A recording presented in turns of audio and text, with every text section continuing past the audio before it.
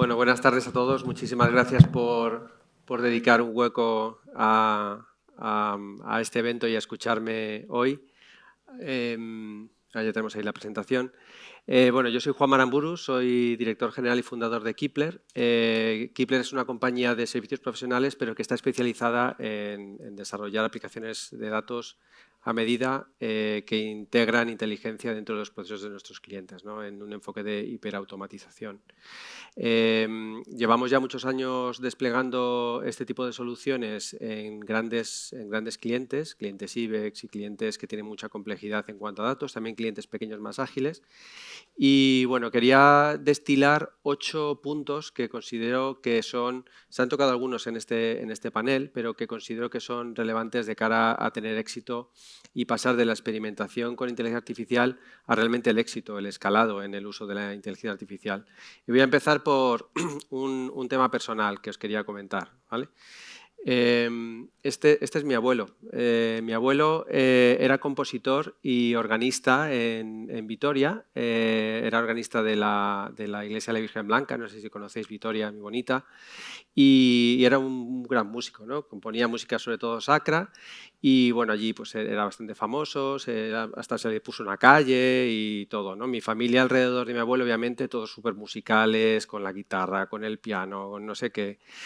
Y yo creo que mis padres, alentados por esa genética, cuando tenía 9 años me regalaron un Casiotone. El Casiotone era de los primeros organitos estos que se regalaban a los niños por comunión y que bueno, que podías hacer algunas cosas. Pues como es obvio, no tenía ni idea de tocar el órgano ni tocar nada y mucha genética y mucha herramienta para hacer música, pero no conseguía hacer prácticamente nada. Tuve que tener mucho apoyo, aprender y ya intentar hacer alguna cosita con el Casiotone. No sé si os ha pasado a vosotros también que de pequeño regalaron un tambor o un piano, pero vamos, un desastre.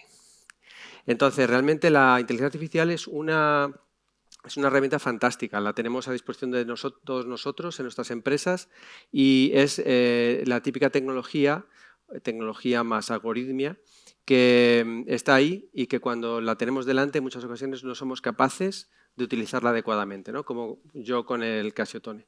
¿Y para qué la utilizamos o la vamos a querer utilizar? La vamos a querer utilizar para generar sostenibilidad en nuestro negocio. Es importante, yo creo que se ha hablado durante este evento muchas veces, de que realmente esto está hecho para mejorar nuestro negocio, ¿no? Nuestra cuenta de resultados.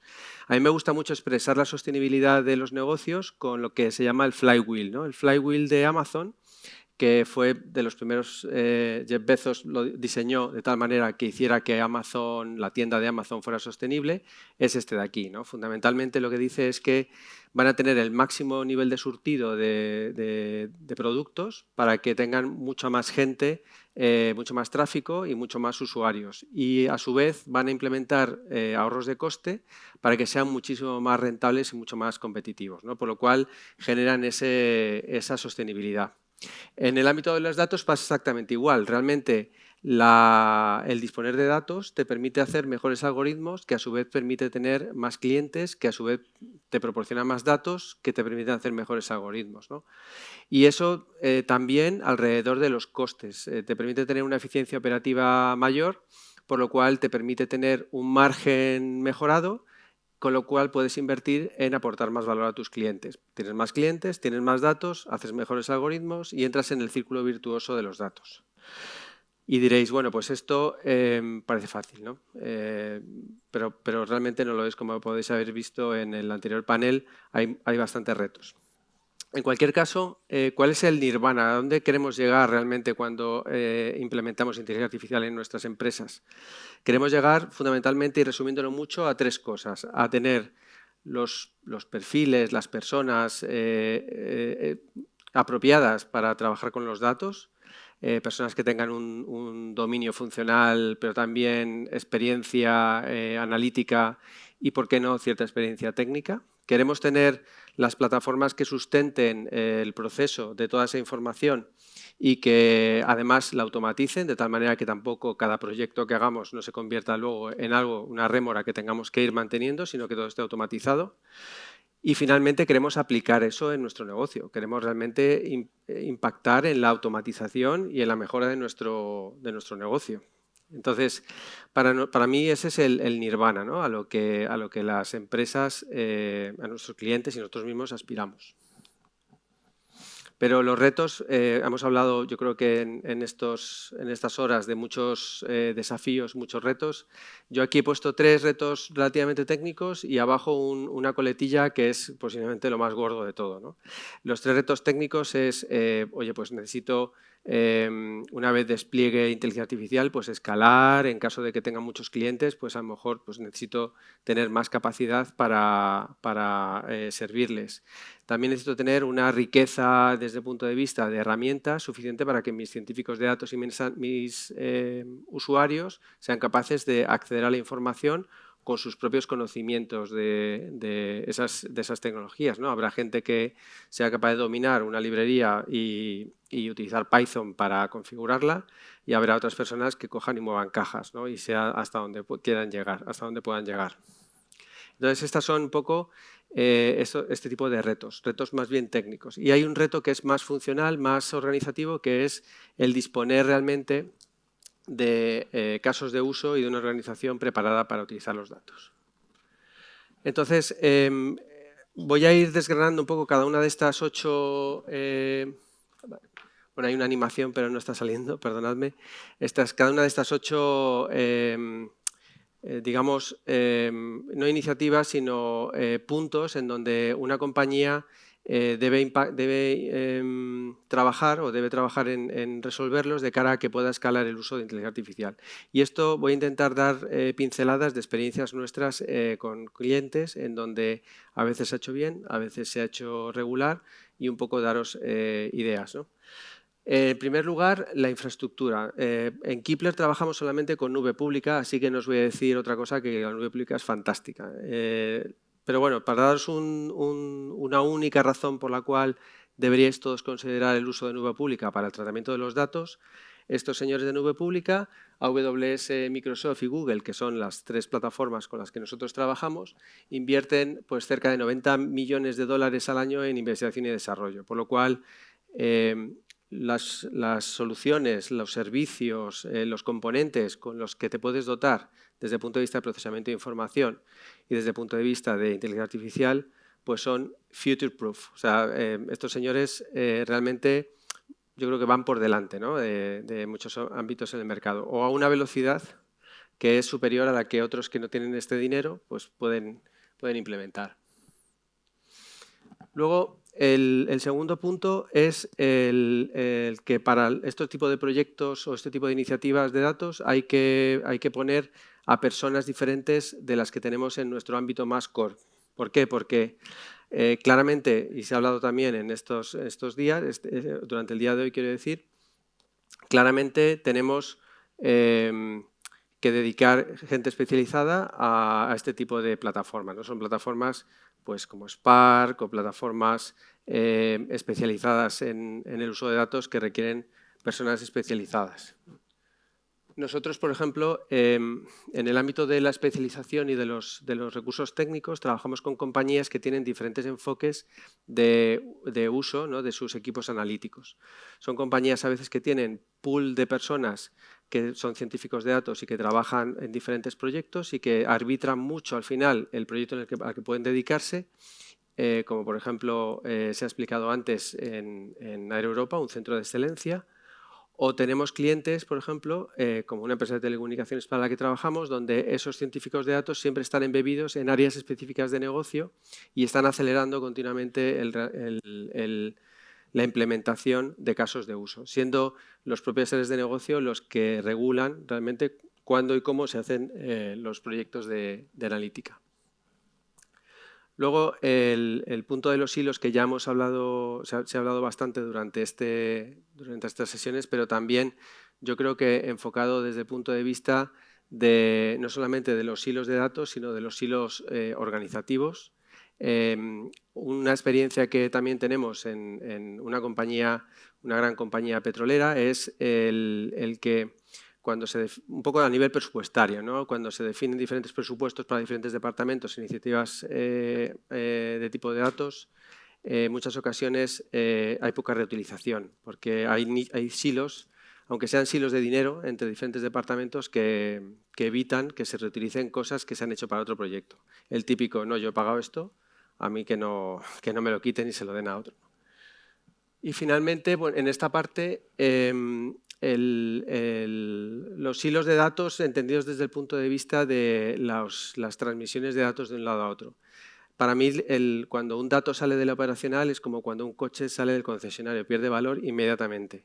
Pierde valor ya solo por el tiempo que pasa entre que se ha generado y que se está utilizando, pero pierde valor también, puede perder contexto y frescura derivado de que, por ejemplo, lo agreguemos o lo convirtamos en KPIs específicos para un caso de uso y que no son utilizables para otros, ¿no? Entonces, nosotros realmente pensamos que el enfoque de tener los datos lo más cercano a donde se producen y hacer un modelo más federado de acceso a los datos, pues como puede ser, por ejemplo, Data Mesh, es muy acertado, ¿no? Porque en ese sentido los datos realmente son utilizados en el contexto donde se generan y luego son reutilizados en otros ámbitos, pero para casos de uso específicos. El concepto de Data Mesh, pues para nosotros es una evolución natural en compañías que estén escalando el uso de los datos para inteligencia artificial o para otros casos, cuando realmente pues, una solución centralizada no va a dar el mismo resultado. Luego la propuesta de valor. Se ha hablado también el racional económico de los casos de uso de inteligencia artificial.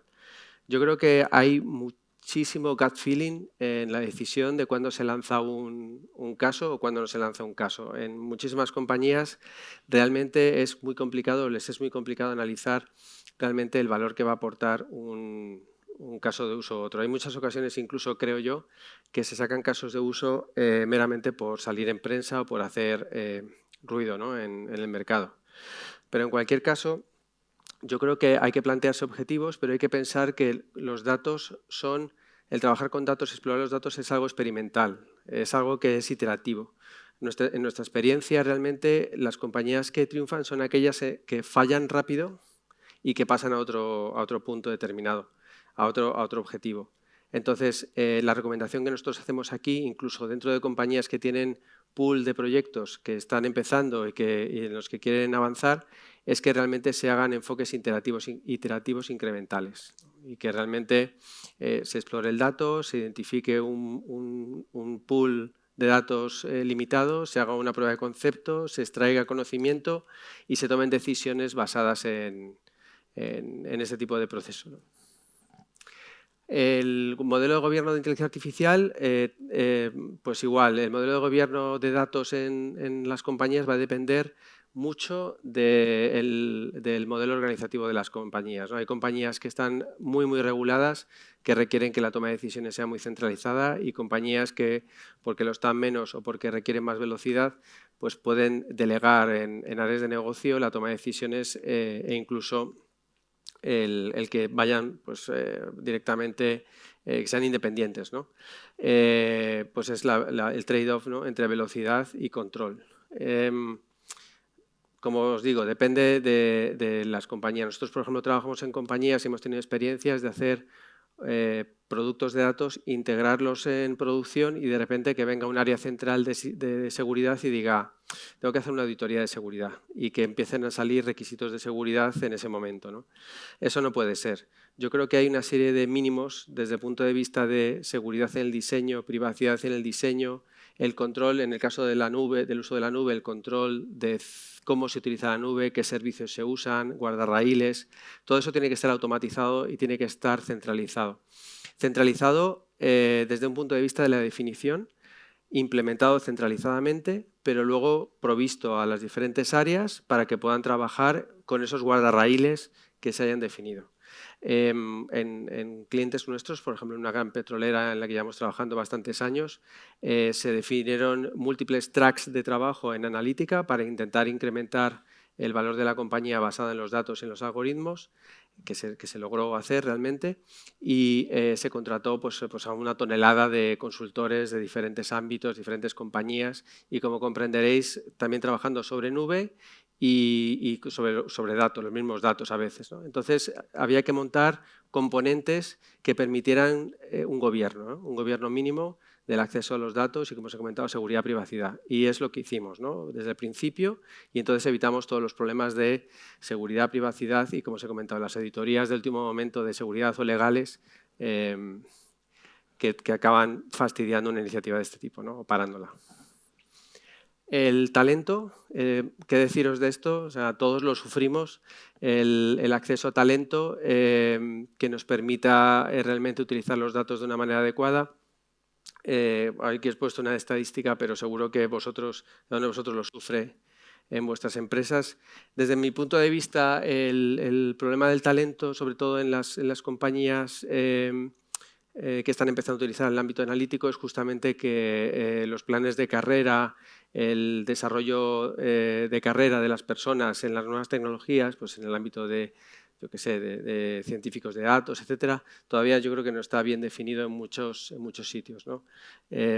Nosotros internamente en Kipler, al ser una compañía de servicios profesionales, pues lo hemos definido perfectamente, nos basamos en eso, es nuestro negocio. La gente que entra en Kipler pues tiene clarísimo, esté en donde esté, arquitectura de cloud o ciencia de datos, analistas, cuál va a ser su futuro. Y pues es súper transparente. En las compañías que no se dedican a la informática, que os dedicáis obviamente a cualquier actividad, a la banca, a telecomunicaciones, etcétera, eso es una cosa que yo creo que suele faltar y suele generar rotación, que por desgracia pues va a compañías que tienen modelos de desarrollo de personas bien definidos, ¿no? Sobre todo personas de ámbito técnico de datos. Perdón, me he saltado una. Vale. Y finalmente, la implementación de las cosas para que realmente ayuden, ¿no?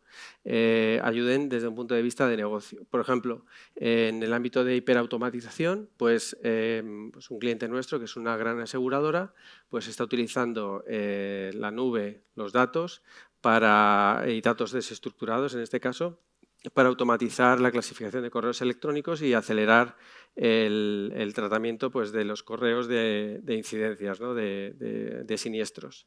Y ahí hay muchos matices, ¿no? Por ejemplo, no solamente está el matiz de que a lo mejor reciben 100.000 correos al mes y el tiempo de procesamiento se ha acortado muchísimo, las personas que antes estaban clasificando pues ahora pueden hacer otras cosas, sino que también les ha permitido que con los datos que llegaban se puedan también automatizar procesos como, por ejemplo, pues, mandar a reguladores ciertos documentos, responder al cliente automáticamente en caso de que falte algo, una firma o lo que sea, y bueno, pues hacerlo de una manera automatizada es lo que importa, ¿no? El haber hecho un experimento, haberlo dejado en el cajón y haber comprobado que, bueno, pues que podía ser, realmente no vale para nada. Hay que implementarlo en producción y bueno, pues es un poco el valor añadido de lo que intentamos hacer en Kipler.